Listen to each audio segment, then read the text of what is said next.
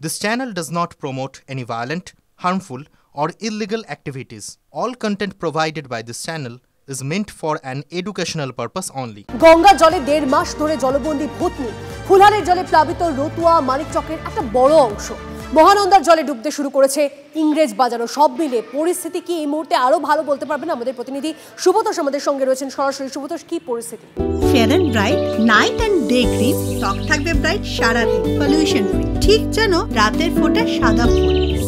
সারাদিন happy bright skin. দেখো তন্নিষ্ঠা, গঙ্গা ফুলহারের জল তো বিপদ সীমার উপর দিয়ে বইছে, লাল সতর্কতা জারি রয়েছে। ইতিমধ্যেই মানিকচকের ভূতনিতে 3টে গ্রাম পঞ্চায়েত সম্পূর্ণভাবে জলবন্দী, মানে জলমগ্ন। একতলা দোতলা বাড়ি পর্যন্ত জলের তলায় চলে গেছে। কোনো ক্রমে ছাদে বা অন্যত্র গিয়ে তারা কেউ থাকছেন। ত্রাণ নিয়ে হাহাকার চলছে, ত্রাণ লুট হচ্ছে, একের পর এক জলে ডুবে মৃত্যু হচ্ছে, যার সংখ্যা 10 থেকে 13 এখনও পর্যন্ত যা আমাদের কাছে খবর। শুধু তাই নয়, এই পরিস্থিতির মধ্যে মহানন্দার জলও কিন্তু বাড়ছে, খুব ফুলে ফেঁপে উঠেছে। ইতিমধ্যেই মালদা শহরের বিভিন্ন ওয়ার্ডের প্লাবিত করেছে, বিভিন্ন ওয়ার্ড প্লাবিত। তোমাকে দেখায় যে এই এলাকা মালদা শহর এবং তার সঙ্গে শাহাপুর সংলগ্ন এলাকা, সেই এলাকা সম্পূর্ণভাবে প্লাবিত হয়ে গেছে মহানন্দার জলে।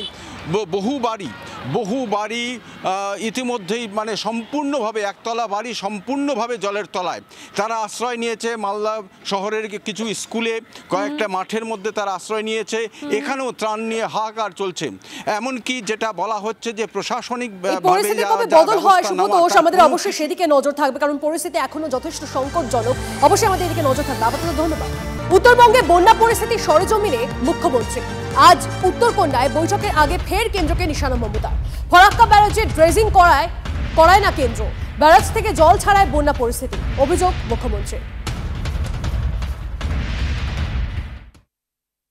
আজকে 20 বছর হয়ে গেছে, ফলে জলটা যদি ফরাক্কা কিছুটা রাখতে পারত, ড্রেজিং করলে 2-3 লাখ কিউসেক ট্রেন রাখতে পারত, তাহলে মালদায় সুতি ফরাক্কা এই জায়গাগুলো অন্তত বন্যা হতো না। কিন্তু কেন্দ্রীয় সরকার, যেটা তাদের দায়িত্ব ছিল ফ্লাড কন্ট্রোল, চিরকাল ফরাক্কা ব্যারেজ সেন্ট্রাল গভর্নমেন্টের আন্ডারে। আগে ওরা 120 কিলোমিটার দেখভাল করত, এখন সেটা কমিয়ে 20 কিলোমিটারে এসে গেছে। কিছুই করে না, পুরো উত্তরবঙ্গ ভাসছে। নির্বাচনের সময় সব আসে, বড় বড় কথা বলে আর চলে যায়, খবরও নেয়নি এবং 1 পয়সা দেয়ওনি। বাংলাই একমাত্র যে ফ্লাডের টাকা থেকে বঞ্চিত। নির্মল মাঝির বিরুদ্ধে আর্থিক তছরূপ ও প্রতারণার মামলায় রায় ঘোষণা কাল। বিধাননগর এমএলএ এমপি কোর্টে শুনানি চলাকালীন তাকে সশরীরে হাজিরার নির্দেশ। অভিযোগ প্রমাণিত হলে 10 বছর পর্যন্ত জেল হতে পারে নির্মল মাঝি। জামিন অযোগ্য ধারায় 2018 সালে মামলা করা হয়। রাজনৈতিক প্রভাব খাটিয়ে মেডিকেল কাউন্সিলের ফান্ডের টাকা ব্যক্তিগত কাজে ব্যবহার করার অভিযোগ।